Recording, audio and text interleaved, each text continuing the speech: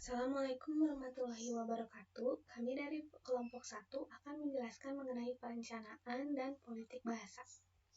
Yang pertama ada apa itu perencanaan dan politik bahasa? Perencanaan dan politik bahasa yang selanjutnya disebut sebagai kebijakan bahasa nasional adalah kebijakan nasional yang berisi pengarahan, perencanaan, dan ketentuan-ketentuan yang dipakai sebagai dasar pengelolaan masalah kebahasaan dan kesastraan di Indonesia.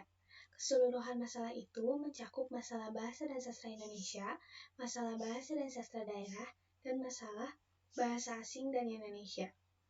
Selanjutnya, politik bahasa mencermati pemertahan dan peralihan pemakaian bahasa, khususnya dalam 3 ranah.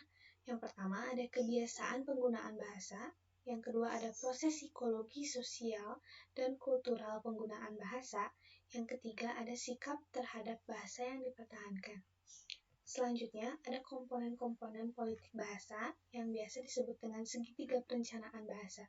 Yang pertama ada komponen linguistik, yang kedua ada komponen sosiologi, dan yang ketiga ada komponen psikologi. Assalamualaikum warahmatullahi wabarakatuh. Perkenalkan, nama saya Nazza Nur Khalifah dengan nomor MPM 205030003 dari kelompok 1. Di sini saya akan membahas tentang kriteria bahasa menurut para ahli.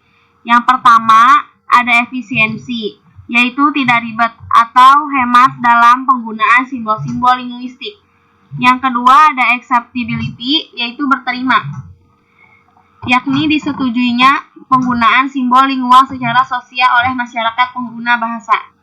Yang ketiga ada adequacy, yaitu memadai, yakni pemilihan simbol lingual yang memiliki derajat ketetapan untuk menyampaikan informasi. Selanjutnya ada tripologi persoalan bahasa. Di sini membahas politik bahasa lahir karena banyak masalah terkait dengan bahasa. Demi efisiensi dalam pengelolaan politik bahasa, masalah-masalah ini dikategorikan sehingga dalam wacana politik bahasa dikenal istilah tipologi atau klasifikasi persoalan bahasa. Selanjutnya ada persoalan besar politik bahasa. Dalam buku yang berjudul Bus Bisbas Cipta Rosidi 2010, Rosidi mengidentifikasikan 7 persoalan besar, yaitu 1. Kemerosotan pemakaian BI oleh masyarakat Indonesia sekarang, khususnya di kalangan generasi muda, yang antara lain disebabkan oleh cara mengajar di sekolah-sekolah yang tidak merangsang anak-anak untuk membaca. 2. Pengaruh tidak sehat dari kecenderungan memakai bahasa Inggris di kalangan elit di kota. Bahasa Inggris adalah pisau bermata dua. Ketiga, ada menggunakan hazanah kata dari bahasa daerah untuk melengkapi dan memperluas jangkauan gagasan BI. Yang keempat, ketidakpercayaan Najib Rosidi. Teori perencanaan bahasa. PB adalah solusi untuk persoalan yang dihadapi oleh bangsa. Selalu ada kepentingan nasional yang mau tidak mau melibatkan bahasa. PB adalah penyebaran atau sosialisasi produk bahasa. PB adalah perencanaan demi kepentingan publik, sehingga memerlukan partisipasi publik selain partisipasi lembaga pemerintah. PB bergerak pada 2 tataran, yaitu tataran mikrolinguistik dan tataran makrolinguistik. Tujuan perencanaan bahasa: 1. Pemurnian bahasa. 2. Pembangkitan bahasa. 3. Pembakuan bahasa. 4. Reformasi bahasa. Dan kelima, modernisasi bahasa. Pengolahan kebijakan bahasa. Formulasi. Formulasi adalah kebijakan dengan menentukan tujuan yang ingin dicapai. Penentuan kebijakan ditempuh dengan memperhatikan aspek-aspek politik, ekonomi, dan sosial. Tujuan yang ingin dicapai adalah kemaslahatan bangsa. Kondisifikasi. Kondisifikasi adalah kebijakan dengan menentukan strategi untuk mencapai tujuan-tujuan itu secara praktis. Elaborasi. Elaborasi adalah kebijakan dengan melihat bahasa-bahasa mungkin diperluas menjangkau bidang-bidang tertentu sesuai dengan tujuan kebijakan.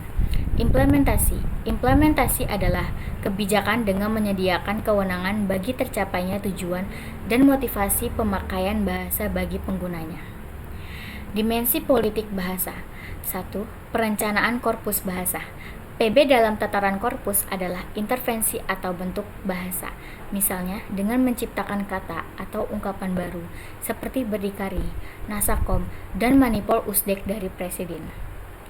Tujuannya adalah keefektifan dalam komunikasi di dunia modern saat ini, yang ditandai oleh lahirnya sejumlah istilah dalam berbagai cabang ilmu pengetahuan. 2. Status bahasa. PB pada tataran status bahasa adalah upaya yang disengaja untuk mengalokasikan fungsi-fungsi bahasa dan literasi dalam masyarakat ujaran. Penentuan bahasa resmi, bahasa asing wajib, bahasa asing pilihan, dan bahasa nasional. 3. Perolehan bahasa. PB pada tataran pemerolehan bahasa adalah persoalan pengajaran dan pembelajaran bahasa, ibu, nasional, atau asing. Pendidikan bahasa adalah upaya sistematis untuk mempengaruhi para pemakai bahasa dan mendistribusikan literasi di kalangan warga negara. Negara-negara maju memiliki lembaga-lembaga untuk menjalankan pendidikan atau penyebaran bahasa di luar negeri. Sekian video presentasi dari kelompok 1, kurang lebihnya mohon maaf. Wassalamualaikum warahmatullahi wabarakatuh.